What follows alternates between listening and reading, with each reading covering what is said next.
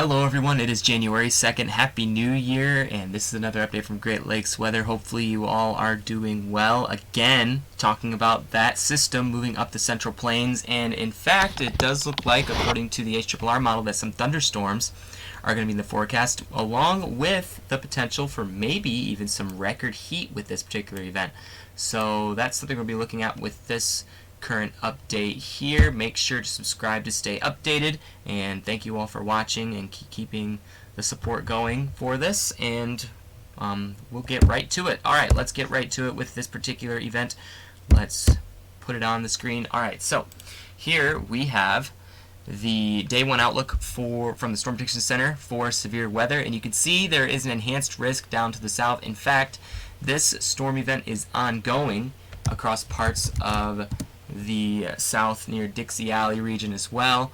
That is some places that are seeing these storms. As a matter of fact, there are some tornado warnings, severe thunderstorm warnings out for this particular area. Let's focus on this one near Fort Smith, Arkansas, right here. You can see that right there. Alright, so this storm is currently capable of producing a tornado. It looks like it's not really producing a tornado at the time, but it does appear to have looks like a downburst type of setup there. But this is a tornadic supercell. These storms are continuing to progress off to the northeast. Obviously, they will not be tornadic once they get up into our area later on. Okay, so I don't expect any tornadic supercells, even in southern Indiana, like I was forecasting earlier. There was some potential for some severe weather, and yes, there still does remain a little bit of potential, but not as much as before, except now the potential for thunderstorms extends all the way up into Michigan. So this is the current outlook that does show that thunderstorm potential across all the Great Lakes region, and that marginal tornado risk or damaging wind risk across southern Indiana, but it looks like the tornado risk has been shifted just barely out of the state for that particular area. And then you've got the wind threat, and the hail threat is also saying offset off to the west.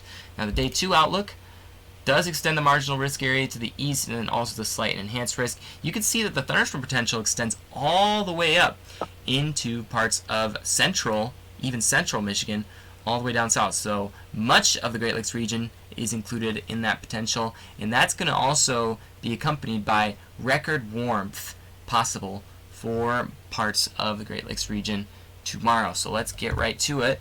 Let's see what the models have to say about this particular event. You do see that's the current thunderstorm outlook, currently not updated for tomorrow just yet, but you do see that thunderstorm potential still remaining.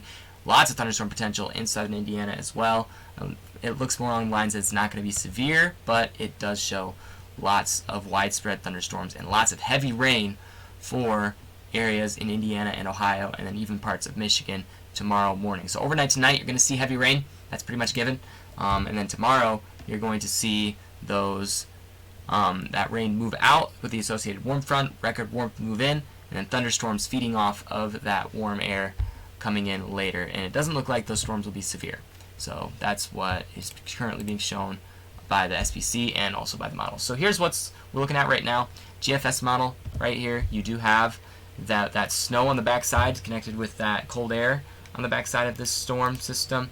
You do see that, according to the GFS model, you do have that heavy rain moving into Michigan, Indiana, Ohio, and then those more intense thunderstorms getting into parts of southern Indiana. It does show that marginal severe potential, low top clouds. You do have a little bit of CAPE in the surface-based CAPE. You do have its CAPE values of 100, which isn't really that much, but you do have storm relative felicity and some low-level wind shear that's capable of fostering some mesocyclones and maybe some storms that could produce some gusty winds possibly tomorrow as well. So that's what's currently being shown overnight tonight. We get into tomorrow afternoon. GFS also does show those rain showers popping up. It does show that these storms could have some higher tops.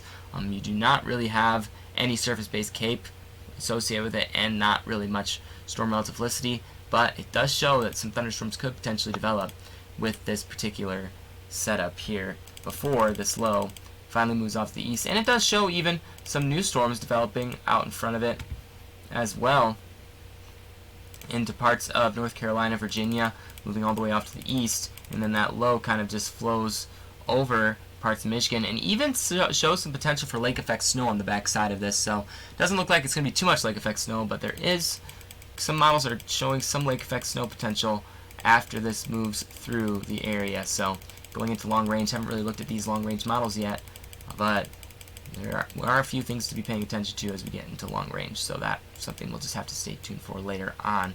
But moving forward in the Euro model, okay, Euro model showing pretty similar setup, okay.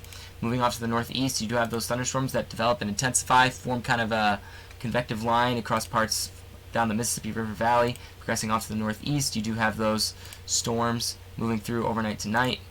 You see in southern Michigan this sounding here, low-level wind shear. You do have those higher, more elevated cloud bases, not hardly any cape to support intense thunderstorms in that area, as is what's being shown by some of these models. So I don't really think the environment is there for severe thunderstorms, but I do think the environment is there for some pop-up thunderstorms here and there as we get into Tuesday, and then even into Tuesday evening, some thunderstorms showing up for potential across parts of southern Michigan and southern Indiana and Ohio. So that's what we're paying attention to. Moving forward, looking at the temperatures for this particular event. I know I'm going through this really quick, but don't really have too much time here. Going through this super quick. Progressing it. You can see that warm front's going to lift off to the north and bring some warmer temperatures. Right now, what the GFS is showing is that those temperatures won't really get too far above parts of Michigan. It does look like it could stay farther down to the south, where temperatures get into the 60s in those areas and into the mid 60s during that time frame.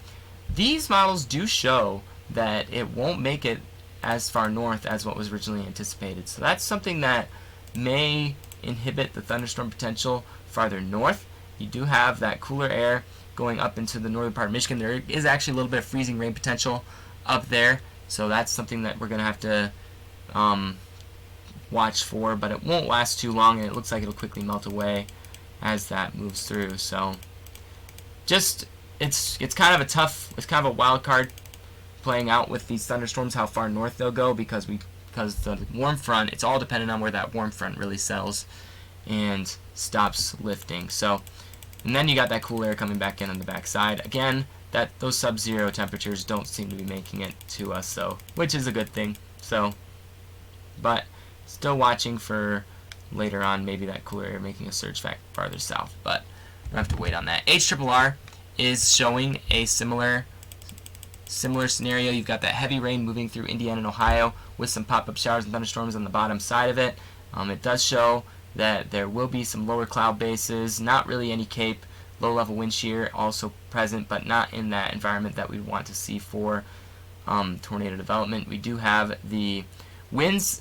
We do have wind shear at the lower levels, though. We have a bunch of directional shear, as it's shown by that current model, but going off to the northeast, you do have that line of storms that does continue, and this looks like a more favorable setup for a possible severe weather setup in southern Ohio, but again, it doesn't look like it's going to make it this far north. So then we got those pop-up showers and thunderstorms that move into Michigan near 6 p.m., 7 p.m.